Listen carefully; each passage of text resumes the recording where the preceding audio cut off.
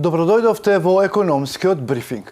Ова е прва емисија од овој формат, на која заедно со пратеници од власта и од опозицијата, со експерти и представници од невладиниот сектор, ке дебатираме за предлог закони кои се во редовна постапка овде во Собранието.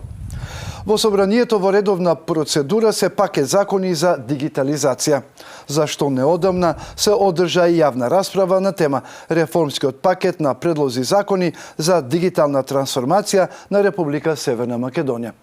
За оваа емисија поканети се пратеници од власти и од опозицијата, експерти и од невладиниот сектор. Со мене во студиото се Пеце Милевски, пратеник од редовите на ВМРО ДПМН, Благој Христов од МАСИТ, тоа е Стопанската комора за информатички и комуникацијски технологии, и Филип Стојановски од Метаморфозис.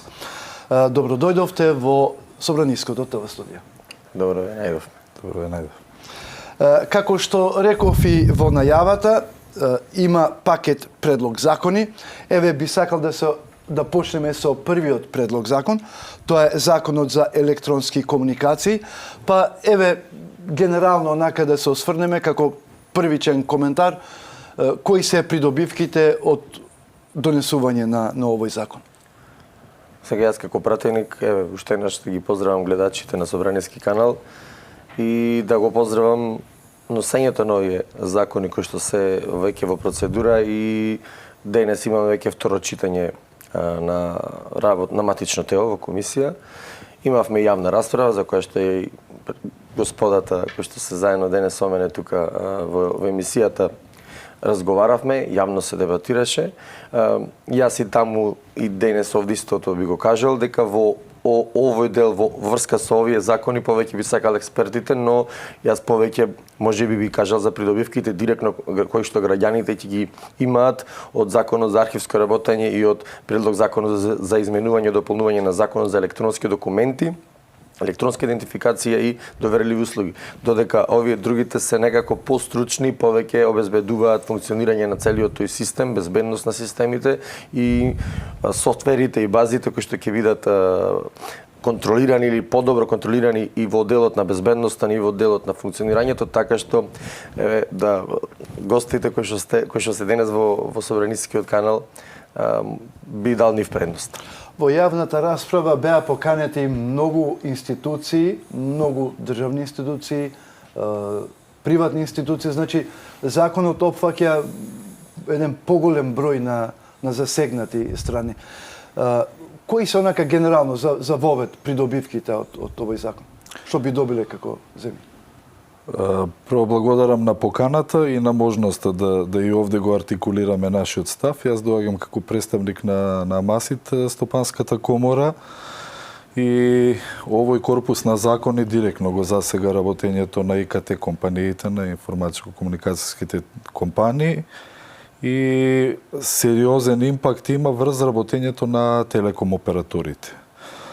Што се придобивките? Значи, ние во овој сектор сме многу блиску до технолошките чекори кои ги диктира развиениот свет. За вовед само да кажам дека македонските телеком оператори се на ниво на европските оператори, бидејќи доаѓаат од групации кои се европски базирани, така да сите последни достигнувања во делот на технологиите се обидуваме да ги примениме тука и се разбира по прифатливи цени за граѓаните. Регулативата е чекорот што е неминовен. Што значат промените на законот за електронски комуникации? Тоа значи усогласување финално со Electronic European Electronic Communication Code, или скратено кодот за електронски комуникации, и втората легислатива со која се хармонизира е Gigabit Infrastructure Act, односно актот за гигабитна инфраструктура. Со тоа практично ќе се даде рамка во која ќе се функционираат мрежите со многу големи брзини кои веќе ние ги имаме во државата. Знаете дека ние како држава сме пионери во рамките на Западен Балкан во имплементирање на 5G технологиите, и можеме гордо да истакнеме дека како држава сме меѓу првите 3 места во Европа по постигнати брзини на пристапност на мобилен интернет. Тоа значи многу, имајќи во предвид дека се работи за инвестиција направена од самите оператори без државни субвенции. Што овозможува тоа? Овозможува граѓаните, користејќи ги услугите на телеком операторите и на IT компаниите, да бидат чекор со европските компании, да работат за Европа од тук. Дигиталната поврзаност е нешто што е неминовност. Ние сме тука да ја овозможиме. Заради тоа, за поздравување што државата оди чекор напред и рамо до рамо со Европа го прави усогласувањето. Истото сметаме дека треба во некои делови да биде прилагодено и на останатата домашна регулатива, а секако најголемиот бенефит ќе го имаат граѓаните кои се корисници на дигиталните услуги. Тоа е за почеток. Вие бевте на јавната расправа како дел од Метаморфозис, невладена организација. Кои се вашите забелешки? Кој е вашето видување на овој предлог закон? Што би добиле квалитетно како држава? Па да, ние сметаме дека е исклучително важно да се донесат овие закони, бидејќи Фондацијата Метаморфозис уште од 2004 година се залага за комплетирање на нашата правна и институционална рамка, за да може што по-добро да се вклопиме и во европските текови, но и како практично средство за исполнување на правата и потребите на граѓаните. Ние се гледаме како глас на граѓаните, тоа е и улогата на граѓанскиот сектор, и да ги артикулираме и оние интереси кои што се во насока на заштита на нивните базични права, бидејќи сметаме дека сите оние законски мерки кои што ги заштитуваат граѓаните во недигиталниот свет, вон интернет, треба да важат и на интернет и во сферата на дигиталните комуникации. Затоа тука е исклучително важен аспектот на безбедноста, аспектот на заштита и на нивните права, а со тоа и на нивните финанси, на нивната безбедност и физичка, која што е директно поврзана со сајбер безбедноста. И затоа овој процес е исклучително важен. Самиот процедурален тек на работите вклучуваше низа активности кои што се и онака би требало да бидат дел од процесот на носење на еден закон. При тоа ние учествувавме во јавната расправа, но не ја сметаме како еден од деловите на кои што може да се артикулираат работите. Кај нас, например, при носење на одредени закони или документи за политики и стратегии, се формираат и работни групи и има еден процес на консултација кој што треба да биде што посеопфатен, за да може сите чинители да се вклучат. Во овој случај ние не бевме вклучени во работните групи, туку само поканувани на јавни расправи, каде што можевме да го дадеме својот придонес и од стручен аспект и од аспект на промоција на одредени вредности, кои што се всушност вредностите на демократијата и заштитата на човекови права. Кои што се пак Зошто не бевте поканени? Такви се процедурите, треба нешто да се смени за да... Во некои ситуации сме биле поканувани и за некои други процеси кои што течат сме дел од работните групи. Во овој случај не бевме и она што би било добро да се подобри во наредниот период е не само самиот процес на консултации при носење на законски решенија, да ги опфаќаат тие консултации на многу пошироко и подлабоко ниво од самиот почеток, за да може и граѓанското општество да даде што посуштински придонес. Така. Во ситуација кога се дискутира за веќе спремни предлог документи, тоа е поограничено.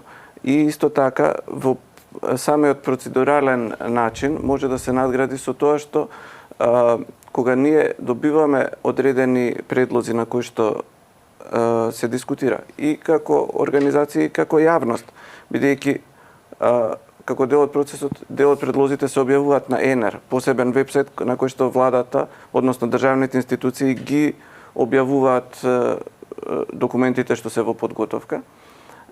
Кога даваме одредени забелешки, ние потоа не добиваме одговор од институциите за тоа зошто дадена забелешка била прифатена, дали била прифатена или не била прифатена. Тој процедурален однос, неговата надградба би бил уште по-плодотворен понатака, бидејќи на тој начин сите си помагаме меѓу себе. Во ситуација кога стварно има политичка волја, кога има и една политичка клима да се донесе нешто што е од интерес за сите граѓани, самиот процес на консултации тогаш доведува до многу квалитетни решенија. Така. Да не му избега мислата на господинот. Мислам дека за овој закон, ако дали се однесуваше на овој закон неговите забелешки, затоа што сметам и мислам дека општо мислење дека вклучени бевме повеќето пред се и стручната јавност и беа ставени на ЕНР, значи имаше и коментари, па вратени во работните тела во министерството, па повторно пак беа прикачени на системот, па беа прво читање во редовна постапка, иако се европски закони со европско знаменце. Значи не се носеле во таква брза процедура како во едно друго време, ме разбирате? Да. Значи затоа одлични се забелешките, но за овој закон мислам дека максимално се потруди министерството да и стручната јавност и секој кој што има некаква забелешка или мислење да може да го каже, затоа што се носат во редовна постапка. Извинете, ви ја зедов мислата, само мислам дека за овој закон доволно имаше отвореност и се уште има отвореност, ме разбирате? А за други работи во ред нема. Тоа би сакал, например, на јавната расправа имаше прилика во краток временски период да се изнесат одредени забелешки.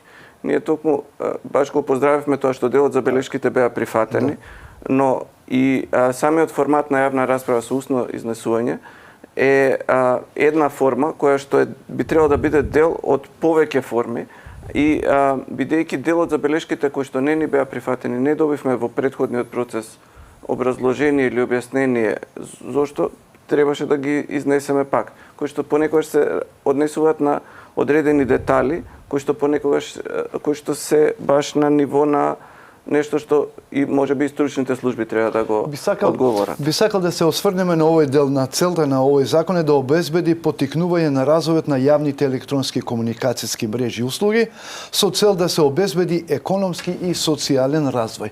Колку мислите дека како преку ова ќе се обезбеди економски и социјален развој? Кои се тие делови од законот кои го обезбедуваат ова? Што ќе се постигне? Во секој случај, овие законски измени доведуваат до реформа во самото функционирање и обраќање на граѓаните кон институциите, но и како институциите ќе функционираат значи, кон граѓаните. Така што сметам дека од она што е кажано и од луѓето кои што биле вклучени, значи сам она што сме го постигнале со брзиот интернет, со функционирањето на или како рековме во првите 3 во Европа, не. Значи цел тој процес овозможува луѓето да можат да работат или да програмираат. Ние имаме програмери во државата и програмерски компании или многу голем број млади луѓе работат во тој дел и во тој сектор, во тој бизнис. Конкретно во Битола има 2-3 сериозни компании, можеби повеќе од 4000 млади луѓе, не само млади, повеќето се млади, значи работат во делот на програмирање или нешто што е поврзано со брзината на интернетот, безбедноста на информациите и слично.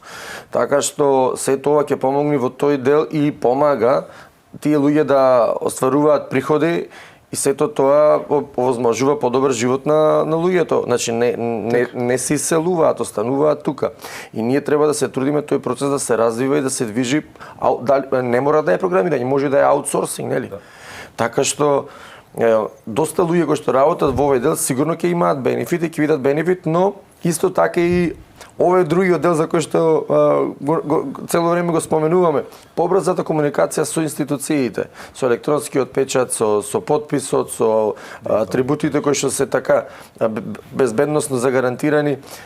Сега најново слушаме дека и сите огласи кои што ќе видат во процедура врегуваат и други закони, огласите за вработување и така натаму, сето тоа ќе оди дигитално на една платформа и ќе се, значи колку повеќе се дигитализираме, на граѓаните ќе им бидат поедноставни работите да ги извршуваат од дома, со својот компјутер или со својот мобилен смарт телефон. Така што секако дека има бенефит и социолошки и економски, така што да почекаме сето ова да се да започне да се реализира или да се надградува системот во кој што веќе функционираме и ќе го видиме на крајците бенефитот. Пратеникот го спомна ова IT секторот, но што е со другите сектори? Кои се нивните придобивки? Тука имаме една работа која што мислам дека е исто така на некој начин сеопфатна, а тоа е дека ова е дел и од процесот на европски интеграции. Ние со овие закони како држава ги исполнуваме одредени услови кои што се дел од тој сеопфатен процес, усогласување со одредени директиви како што е директивата за безбедност на мрежи и информацијски системи, така наречена НИС и така натака, НИС 2.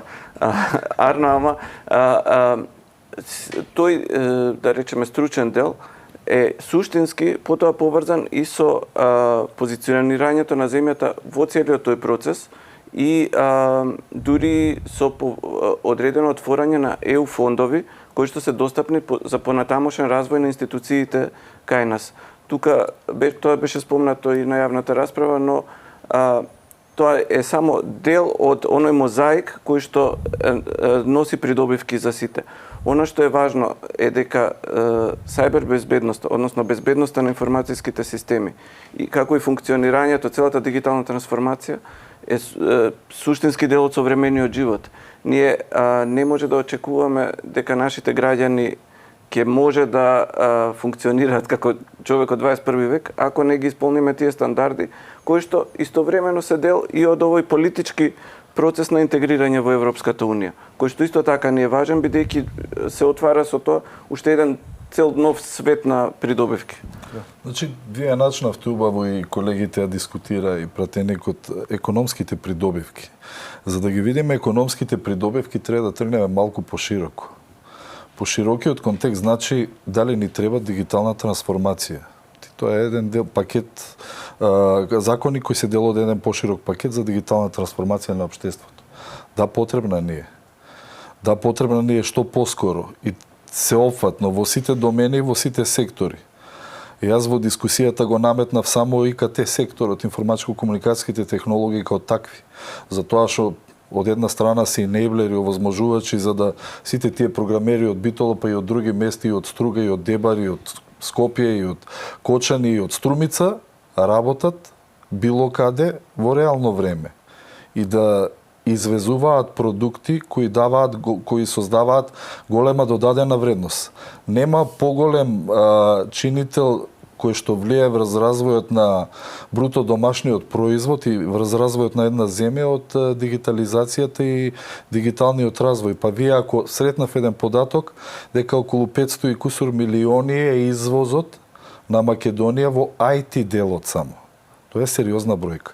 Соседна Србија околу милиарда, Албанија 150 милиони, значи се носиме многу сериозно.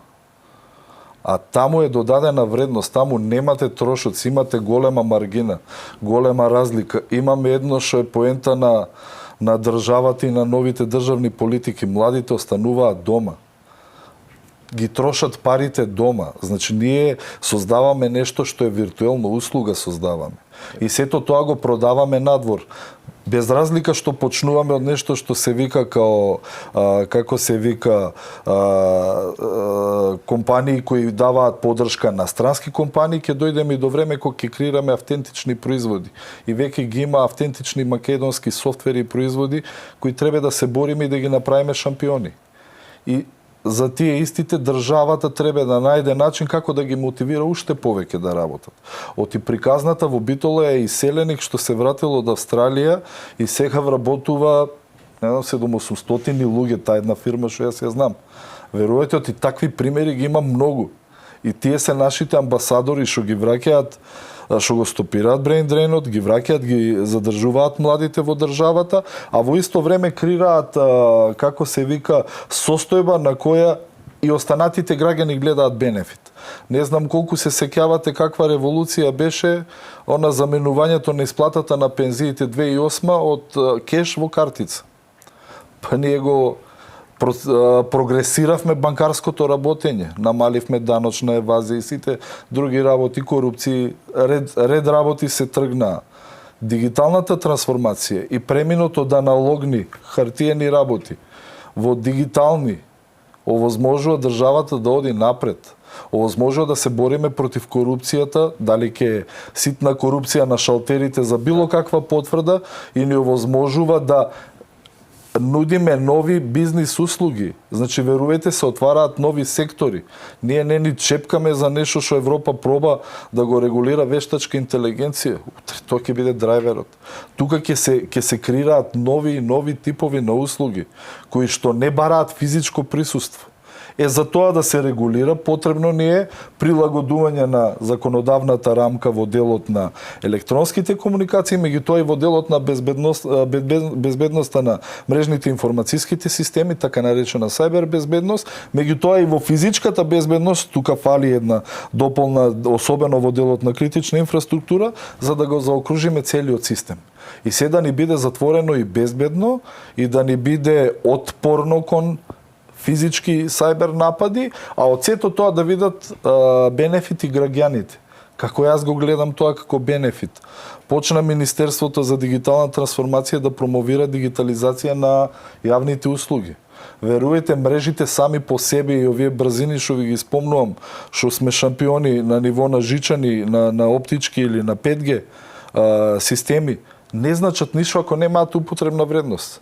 Ама ако државата сите тие прво јавни овластување ги издигитализира, и вие ако не морате да одите за било каде, го правите тоа на далечина, подпишано со дигитален подпис и го гледате во вашиот дигитален паричник, автоматски штедите трошоци, ќе го намалите трошоците на граѓаните за тие јавни услуги, штедите администрација или ја пренасочувате во нешто друго, и што е најбитно, добивате следливост и транспарентност.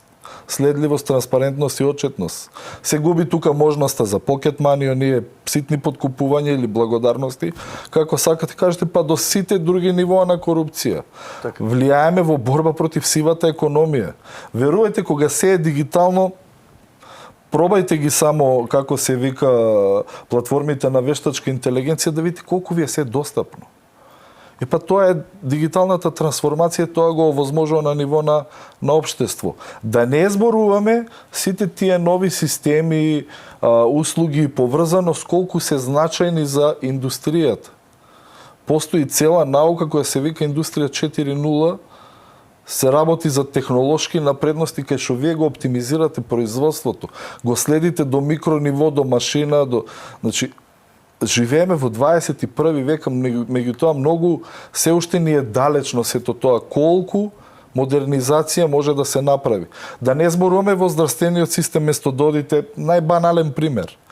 Место додите со оние снимки, рентген, КТ и така натаму да се шетате. Треба да се поврзе, тоа треба да биде еден систем.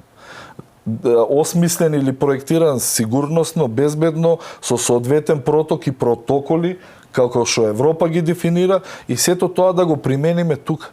Ние сме идеални за таков тип на експерименти, мала држава сме. Или влегувате во болница и во секој одделение, во секоја амбуланта 100 денари партиципација, 80 денари партиципација. Наместо на излез на едно место, колку беше услугата, толку беше завршен процес, или следење на комуналните услуги. И интеграцијата е дигитално отчитување на водомери, прекрасна работа. Или следење и има следење на искуство во Словенија, се следи подигнувањето на кантите за отпад.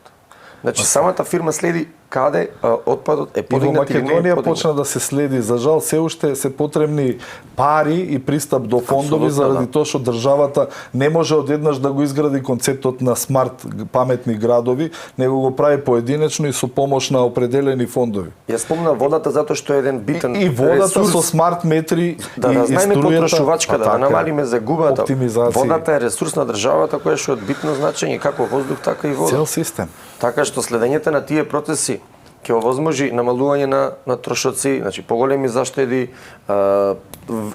избегнување на неплаќање или таа ситна мала корупција или така, че сето тоа е процес кој што ни е потребен и сето ова треба да овозможи ние во еден подобар систем која сето ова ќе профункционира, да, ќе ни требаат финанси за да се надградуваат, да се додаваат, да се купуваат такви модерни апарати за читање, значи за следење и така натаму, но сето тоа на долг рок дава И на повратот среден рок се инвестиција. враќа. И на среден рок. Веќе со паметното осветлување, ако дозволите, во градови во кои го имаат имплементирано ова решение, се гледа дека на 3 до 5 години има поврат на инвестицијата што дале за инвестирање во таков смарт проект. Тргнавте од од јавното осветлување, продолжете со водата, завршете со комуналниот отпад и да не зборувам со што се. Сега има општествено одговорни проекти кои што им помагаат на школите со помош на фотоволтаици и оптимизација, паметно користење на електричната енергија да функционираат подобро. Значи, има начин, само технологијата треба да се користи за добро. Колку е важно за вас како пратеник и генерално за пратениците да ги слушаат вака гласовите на експертите за подобрување на законите, за нивно поголемо вклучување? Ние сме само пратеници, нас не пратиле граѓаните тука да го следиме она што е нивна потреба и во соработка нормално со луѓе кои што се стручни во областите, ние треба да ги преку министерствата, преку институциите да процесираме, но и некојаш на наш предлог да предлагаме закони или амандмански да делуваме, да изменуваме веќе постоечки закони со што би го подобриле животот на граѓаните. Инаку која би била нашата функција? Секако дека луѓето кои што се запознати со случаите секогаш треба да бидат вклучени и токму таа вклученост секогаш носи резултати. Колку повеќе глави кажат нешто умно, нели на крајот резултатот ќе биде подобар и во интерес на поголем број на граѓани, на луѓе, односно на целата држава. Така што секако е важно и мора да комуницираме. Мора да се слушаме едни со други, инаку што би сториле добро. Не можеме да функционираме на тој начин ако не се слушаме. Се вели дека законот за електронските комуникации ќе обезбеди доверливост на комуникациите. Зборевме за IT секторот како сектор кој можда најповеќе ќе придобие, но што со другите сектори? Колку они ќе придобијат со доверливост на комуникациите? Која е нивната придобивка? Па вака, ако дозволите, нашите сегашни мрежи и системи се изградени на многу високо ниво на доверливост. И мислам дека privacy data protection на како се вика приватноста и заштитата на личните податоци е на многу високо ниво. Дури во делот на личните податоци GDPR е пренесено, односно Европската директива за заштита на лични податоци, таа е доста ригидна, понекогаш представува товар, меѓутоа од аспект на безбедност сме сериозно напреднати. Сега останува институциите и државата да градат собствени политики каде што ќе градат таа cyber resilience и cyber хигиена. Зошто? Заради тоа што не може да комуницирате со институција која нема собствени домени, која користи јавни имейл адреси и така натаму и така натаму. Безбедноста тргнува од крајниот вработен во јавната администрација. Тоа го зборувам во делот на јавна администрација. А што е со приватниот сектор? Меѓутоа, верувајте, треба да бидеме самокритични. Ние имаме банкарски систем кој е многу развиен, високо профитабилен, се уште инвестирањето, се уште делот на сајбер безбедноста го рачуна као трошок, не го рачуна као инвестиција. Значи свесноста, дигиталната писменост и нивото на сајбер хигиена мора да го подигнеме на високо ниво. Тука треба да се вклучи образованието, затоа што децата најбрзо и највеќе учат. И тие се нашите амбасадори кои понатаму ќе продолжат да ги користат сите тие услуги. Значи мораме да тргнеме на сите нивоа фронтално, да го подигнеме нивото на дигитална писменост, на сајбер хигиена и така натаму, а институциите на ниво без разлика дали се државни и приватни, да сајбер безбедноста кренат и ја држат на максимално високо ниво. Оти се сеќавате што се случи во Шпанија и Португалија, блекаут се случи на енергетската мрежа.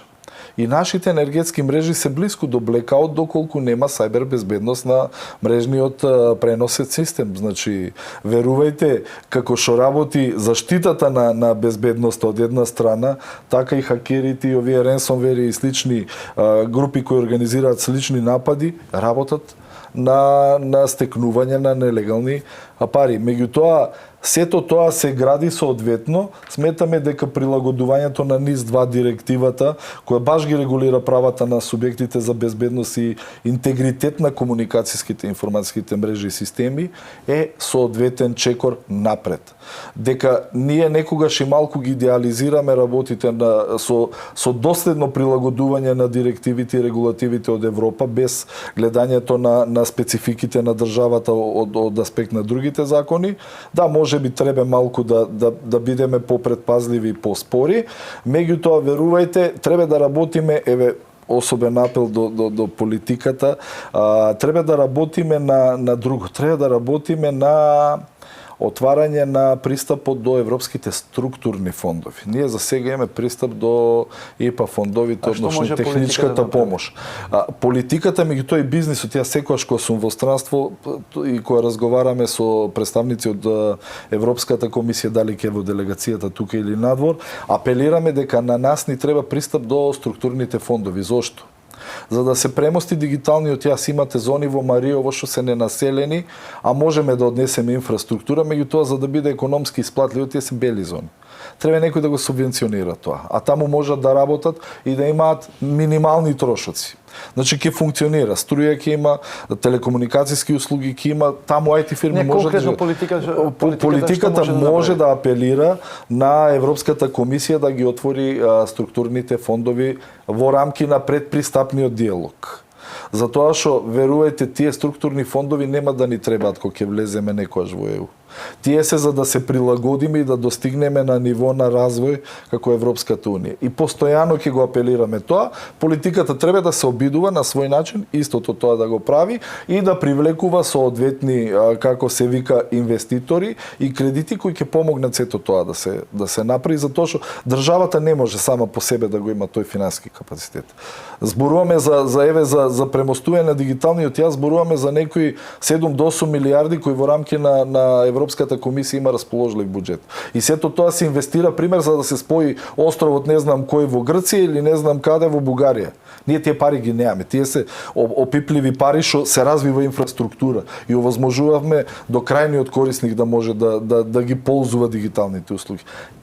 Треба да најдеме начин некој микс да направиме да треба да се има во предвид, да се пренесе информацијата, јас.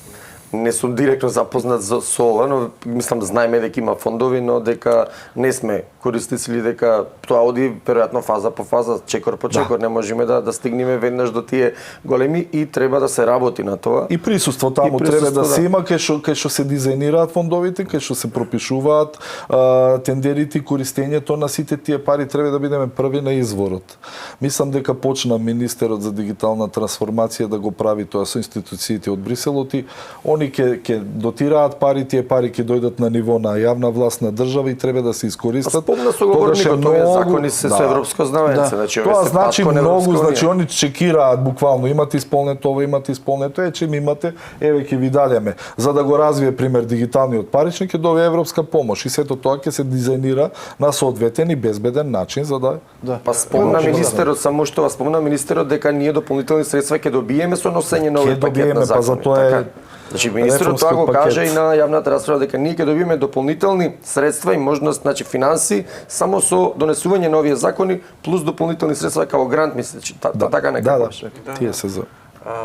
Па ние го гледаме целиот овој процес и безбедноста пред се и дигањето на стандардите во сферата на електронски комуникации како дел од еден сеопфатен пристап за цело општество.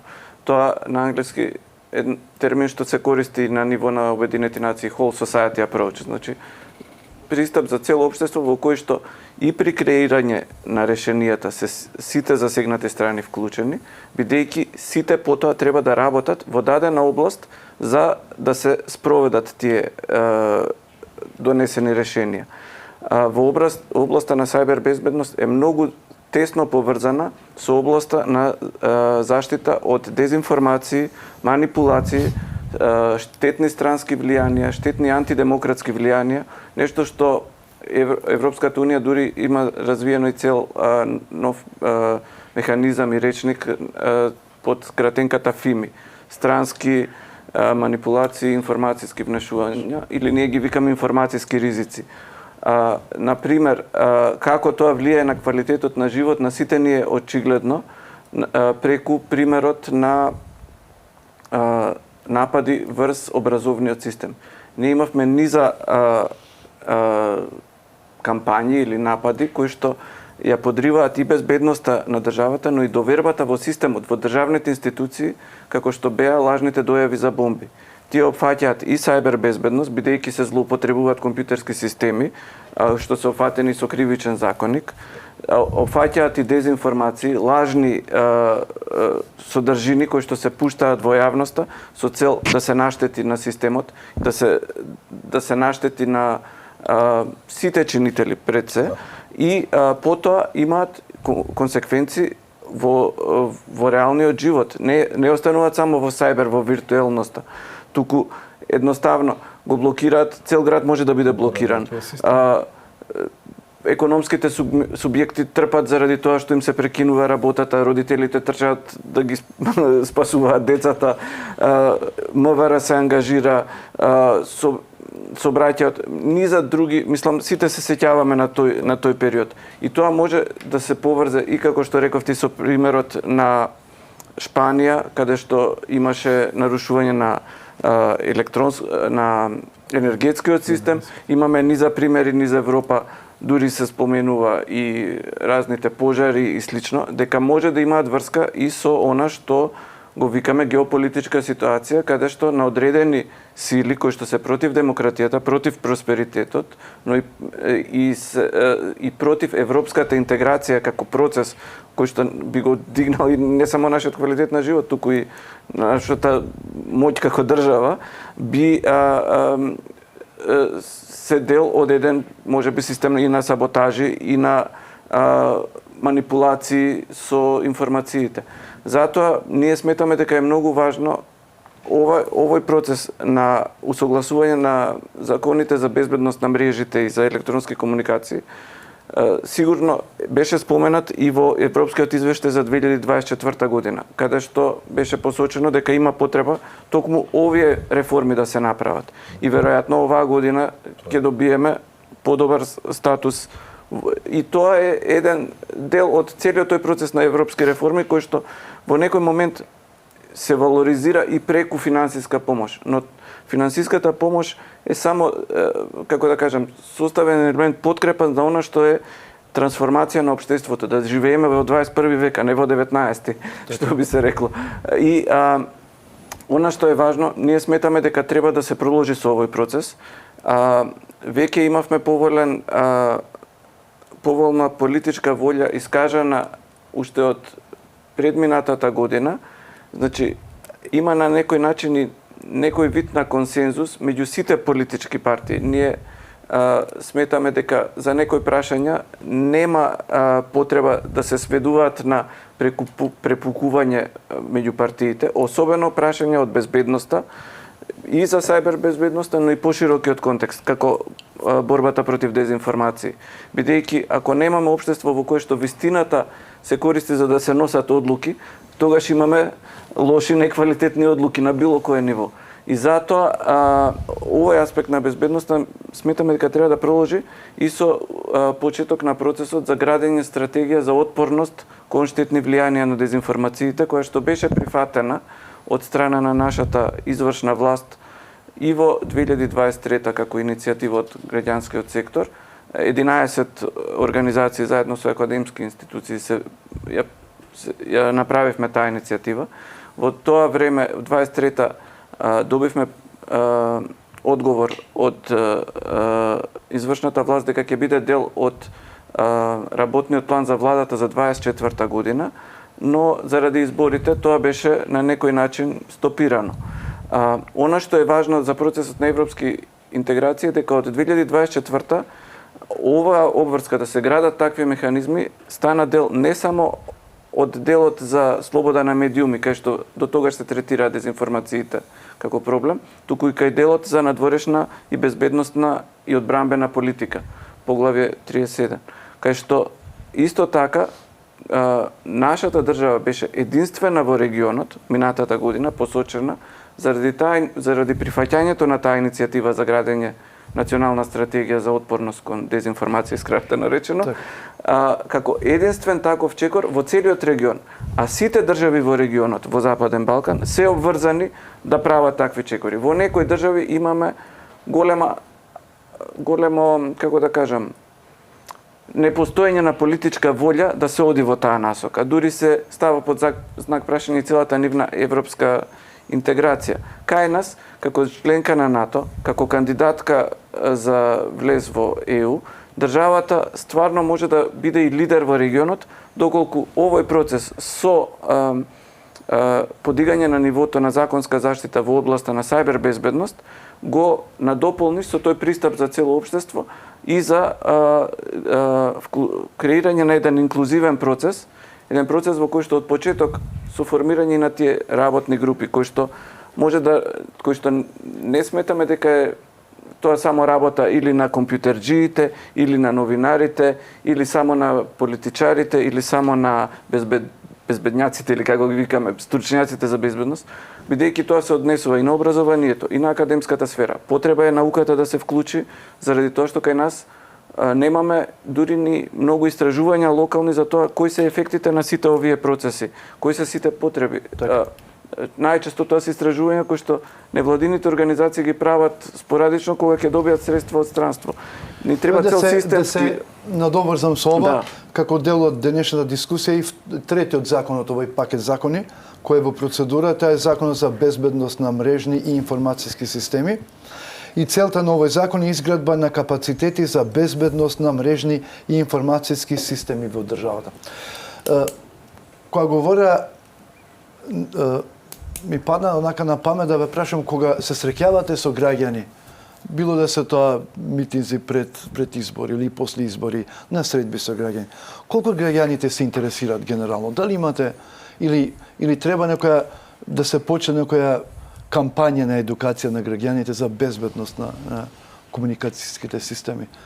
Колку знаат они дали нивните комуникации се безбедни? Видете, овие измени кои што се случуваат или самиот процес на дигитализација или дигитално добивање на услуги или услуги порталот кој што веќе постои, треба што повеќе да се анимираат граѓаните и да се промовира, затоа што таму има, не можам точно да ги наведам колку бројот е на услуги, но има во област, значи во повеќе области, во здравство, во правосудство, во добивање на лични документи, остварување на одредени други права, пријавување на загинат документ, не знам, значи има многу, не сум зел сега материјал за да ги кажем, но еве, замолница до граѓаните и до сите кои што ќе ја гледаат емисијата, слободно да го користат порталот услуги, кој што е креиран и кој што секако во иднина ќе се надградува, но како бенефит еве и од претходните дискусии ние имаме пример младите луѓе или учениците сега се пријавуваат електронски за упис во средна школа, нели? Таму веќе почнува каде што се забележуваат првите придобивки, се намалува гужвите, чекања, таксени марки, така нема покеуплатници, значи полесно е тоа, после ќе го сторат се што треба во процедура, но во таа прва фаза се намалува гужвата, се намалува можноста за да не е како што треба или неправилно да се завршат некои работи или да се извршат, така што ајно системите, студентите кои што ги користат, значи и електронскиот индекс, сето тоа му возможува побрзо, потранспарентно, поедноставно функционирање, запишување во матична книга на родени, извод, сите тие услуги кои што граѓаните ќе ги добиваат пред се, да им се зголеми безбедноста, да, затоа ги се носат и овие закони, овие процедури, овие директиви и согласување со европското право и закони и што повеќе да креираме таков еден систем, безбеден систем дигитален во кој што побрзо, потранспарентно ќе ги извршуваат и граѓаните своите услуги, но институциите ќе им биде поедноставни во тој изграден систем, ние побрзо ќе и поедноставно ќе функционираме. И да, секако граѓаните ги интересираат, најмногу поради тоа што не сакаат или бирократија и сакаат побрзо да се ги завршат своите обврски, затоа што времето ресурс, како што кажав неколку пати во моите настапи, за граѓаните е многу важно, ресурсот време во ова доба во кое што ние сега живееме. Вака, со овој пакет на закони кој што сега го имаме и е во процедура, се однесува на еден многу важен аспект која што веќе беше спомната, тоа е транспарентноста, бидејќи самата транспарентност на институциите кои што се задолжени за безбедност, и особено сајбер безбедност, потоа директно влие на довербата на граѓаните да се користат тие услуги. Кај нас имавме неколку инциденти во минатото, кои што не доживеавме да добиеме на крај институционална разрешница преку јавна информација. Имавме, например, напад на Државна изборна комисија во сред избори во 2020 година, кога беше изманипулиран нивниот вебсайт.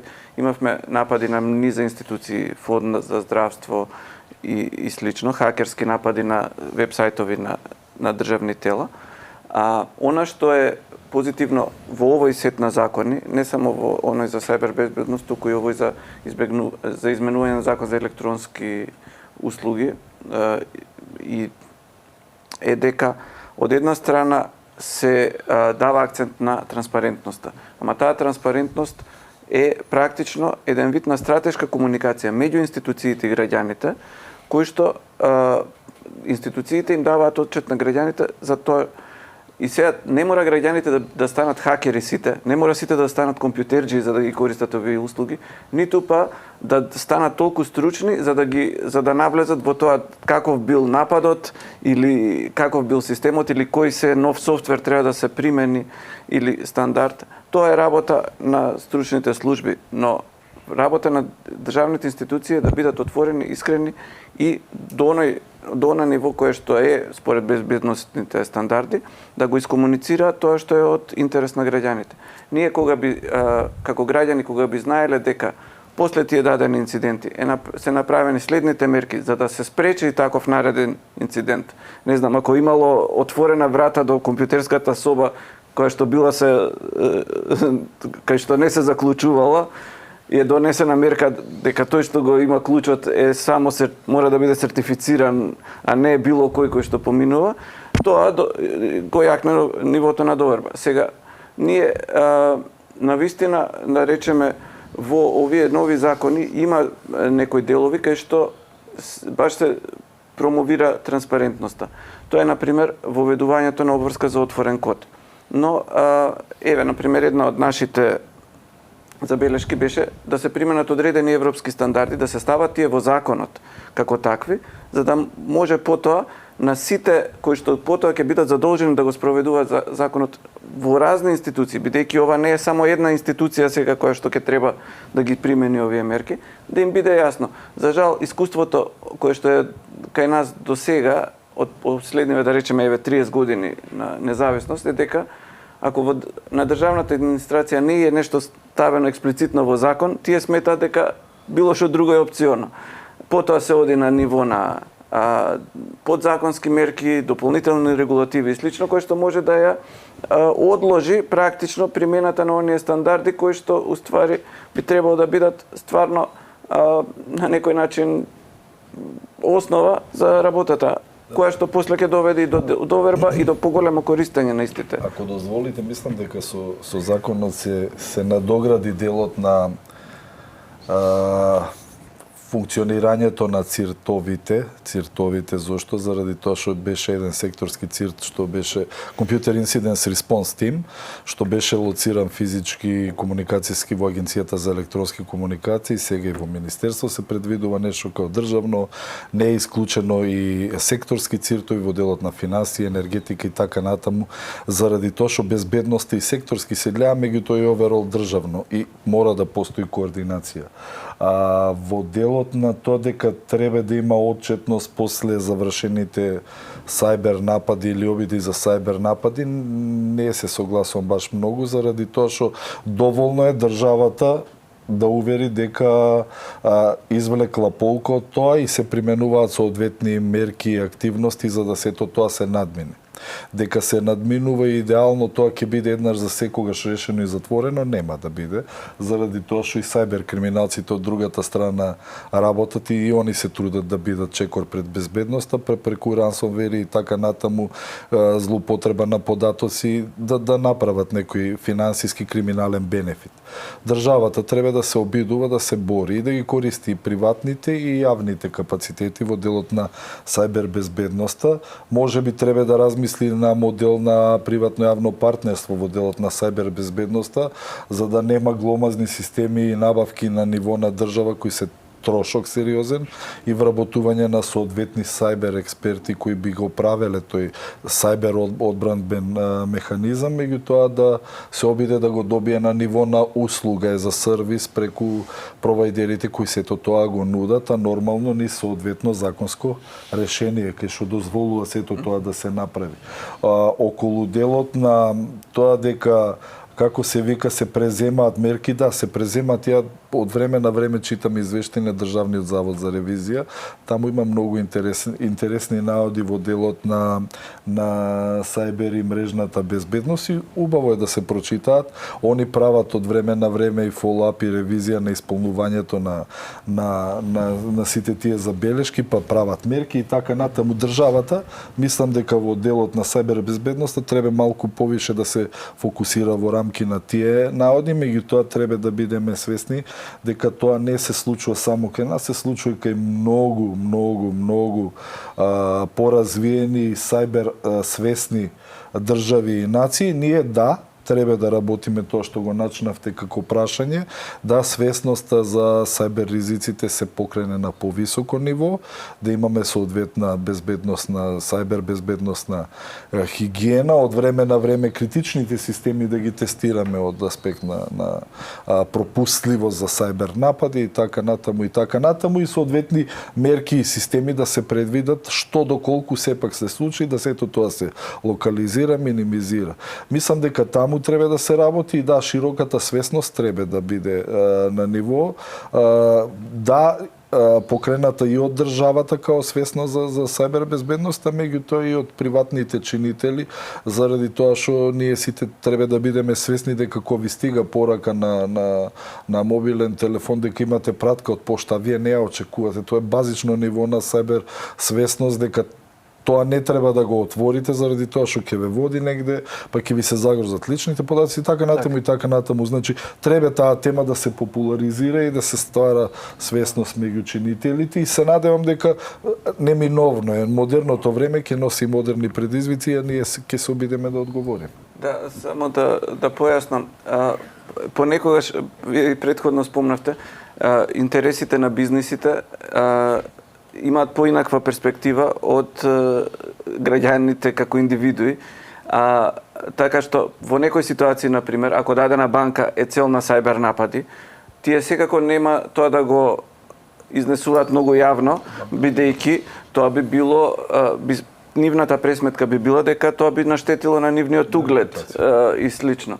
Но во однос на ситуации кога државата е или државните институции се предмет на вакви загрозување, неопходно е стварно таа стратешка комуникација, бидејќи останува, ако не се затвори кругот на даден, останува недоверба кај граѓаните. И да речеме, тоа беше ситуација и со тие лажни дојави на бомби и со низа други ситуации кај што наводно имаше хакерски напади и крадење на лични податоци на граѓаните кои што после може не само комерцијално да се продаваат во разни криминални кругови, туку може да ја загрозат и безбедноста. Ние знаеме, имаме и точно е, и многу поразвиени земји од нас беа цел на такви напади. Пред неколку години имаше практично огромна сајбер војна од Русија против Естонија како блиска држава таму и потоа Естонија направи апгрейд на целиот свој систем, кој што до тогаш беше сметан за најдобар во Европа. Така што никој не може да очекува совршеност, но може она што го прави сега овој пакет на закони е дека не води на правиот пат. На пример, кога сме кај поради времето, кога сме веќе кај овој пакет на закони за крај. Денеска се во второ читање на комисија. Најверојатно ќе поминат наскоро. Да. И колку сајбер безбедноста за вас како пратеник, за вашата пратеничка група е високо во приоритетите, пошто верувам дека со овој пакет закон нема да заврши сајбер безбедност. Јас би кажал уште еднаш денес, значи во второ читање се, но би сакал да напоменам секако дека во фокус е и безбедноста на граѓаните, посебно во овој дел на дигитализацијата и во делот на нивните информации или нивните податоци кои што ги имаат и ги кореспондираат и ги разменуваат со институциите, но ги имаат и во своите компјутери персонални, но и во своите телефони. Така што имаме проблем можеби во делот на знаењето или едукацијата да отвараат или да не отвараат нешто што не треба, исто како што имаме проблем дали да читаат одредени вести или да не читаат одредени вести кои што се продуцираат во јавноста, така што од она што се гледа, ако сме можеби шампиони во брзина на интернет или во добри телеком оператори или во добра мрежа на голем дел од територијата на државата, веројатно исто така сме на врвот на луѓе кои што отвараат се што ќе им дојде како пошта, кликнуваат каде треба и не треба и читаат се што треба и не треба и така можеби ги стимулираме одредени луѓе кои што продуцираат лажни вести или продуцираат информации кои што стигаат до нашите граѓани, така што таа медиумска дигитална писменост треба да се работи на тоа и мислам дека имаме можност кога зборуваме и за овие закони, и за реформските закони, но и невладините, но и стручњаците, луѓето кои што се вклучени и во образованието кои што се вклучени. Сите треба да работиме заедно, како кажавме, значи фронтално, како што ги поддржуваме процесите на дигитализација и дигитално општење помеѓу нас, така да ги запознаваме граѓаните дека не секоја вест е добра вест и е точна вест продуцирана од уредници кои што тоа го прават, но исто така и не се отвара се што стигнува во нашиот мејл и не секое писмо за некоја оставнина во некоја банка вас ќе ви донеси пари, па таму некој ви се обраќа, ви ја бара сметката, па вие кликнувате, па вашата сметка станува јавна. Така што сигурно нема некој кој што некаде на некој остров оставил пари, па треба вие да кликнете мејлот, па да оставите вашата лична сметка, па вас ќе ви стигнат пари, оти ќе го поделите наследството. Не. Такви работи нема, тоа се начини како да побрзо продрат до вас и ви зема дел од информациите кои што вие ги имате во вашиот мејл. Значи треба да се работи виндина, секако граѓаните се во фокус. Нормално ќе работиме на подобрување ние од страна на предлагачи и поддржувачи на законски измени, благодарение пак ќе кажам министерот во дигитална трансформација, значи ние млад и проактивен, така што ќе го поддржуваме во соработка со стручњаците и со луѓето кои што се стручни, но и со луѓето од невладиниот сектор и целата јавност да носиме закони за подобро живење на сите наши граѓани. Се остави впечаток дека сме на добар пат, но мислам дека тука не треба да биде крајот. Не. Кај треба да се движиме, што понатаму? Па како шлагворд на целата дискусија, јас ја користам приликата да го поздравам процесот на носење на пакетот закони од реформската агенда, посебно законот за електронски комуникации кој што најмногу не допира као бизнис фела. Зошто? Заради тоа што беше носен со помош на странски експерт, македонка странски експерт ангажирана преку ГИС, и целиот тој процес се одвиваше многу транспарентно и инклузивно. Се подсетивме дека може да има јавна добра дискусија. Не секогаш очекувањата на бизнисот и на невладините ќе бидат пресретнати во законските решенија. Најчесто заради тоа што се работи и за транспонирање на превземање практично на европските регулативи и закони во нашето домашно законодавство, меѓутоа наше е да апелираме и да ги наоѓаме сите тие креативни решенија каде може да биде подобро и за државата, и за бизнисите, меѓутоа и за корисниците, граѓаните од трета страна. И мислам дека час поскоро треба да работиме на уште некои закони кои ни фалат во ова портфолио, да ги прилагодиме. И во делот на тоа што го спомна пратеникот предходно, значи да се обидеме утре да бидеме целосно дигитални, дигитално онбордирање што има, значи да не мора никаде физички, на крај дури ни за изводот да одите, идеално да функционираат институциите, интероперабилност од дигитални подпишани и функционални документи и граѓанинот да биде на пиедесталот. Па дури и општините своите сет на услуги кои ги нудат на општинско ниво да ги нудат преку на безбеден пат преку соодветни електронски документи и операции. Се работи на таа проблематика и верувајте тоа е вистинскиот начин заради тоа што од другата страна на тасот е отчетноста, транспарентноста, борбата против корупција и така натаму. Да, во врска со ризиците и заканите кои што еве ги спомнавте и претходно, ние гледаме, бидејќи Метаморфозис е издавач на Вистин номер, сервисот за проверка на факти, дека има огромно препокривање помеѓу мрежите на оние кои што шират дезинформации, особено антидемократски дезинформации, кои што го подриваат самиот наш систем, и оние кои што се измамници на интернет, односно разни фишинг, што ги викаат оние крадачи на лични податоци, продавачи на разни лекови, штетни и разни други работи што може директно да му наштетат и на финансискиот, но и на здравјето на корисникот на интернет. И затоа е многу важно да се приложи по ова, рече на еден начин, дигитална европска агенда и да се нареден закон кој што треба да го усвоиме, а е дел од европската регулатива, е законот за дигитални услуги, Digital Services Act. Тој веќе разговаравме и со Министерството дека е дел од програмата за оваа година, треба што поитно да се донесе, не само за да влеземе во извештајот како не знам како би рекол исполнувачи на она што сме го презеле како обврска или дури лидери во регионот, бидејќи на тој начин ќе се предвидат механизми кои што во содејство со други реформи што се потребни, како што е на пример сеопфатна реформа на и носење на закон за кој што ќе регулира медиумската сфера, кој што ќе ги усогласи сите механизми, како што е, например, и нашите регулаторни тела, и Агенцијата за лични податоци, и Агенцијата за медиуми, односно АВМУ, и сите други, Агенцијата за електронски услуги, секако, циртовите, во еден уште пофункционален систем на не само на одбрана, туку и на цивилна заштита, и кој што во содејство и со оваа стратегија што ја промовираме за отпорност кон дезинформации, би довел до тоа нашата држава да биде едноставно место со поквалитетен живот и по-плодотворен дигитален свет.